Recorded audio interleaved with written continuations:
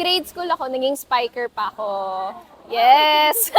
Nag-start ako mag-volleyball because of my sister. Tinuturuan niya ako nung mga 9 years old ako. Nagpa-passing-passing lang kami. One day, nanonood ako ng training ng kuya ko, kasi basketball naman siya. Sa Lasal Lipa kasi, yung court ng basketball and volleyball magkatapat lang. Yung coach ng grade school team, tinawag ako, pinatry ako mag-dig. Tapos yun, marunong ako kasi dahil nga sa ate ko. So nag-high school na ako, ayun na, libero na. Eventually, dahil naging coach ko si Coach Ramil sa high school, nakita ko na rin yung sarili ko na maglasal Manila. Idol ko, yung libero ng Japan.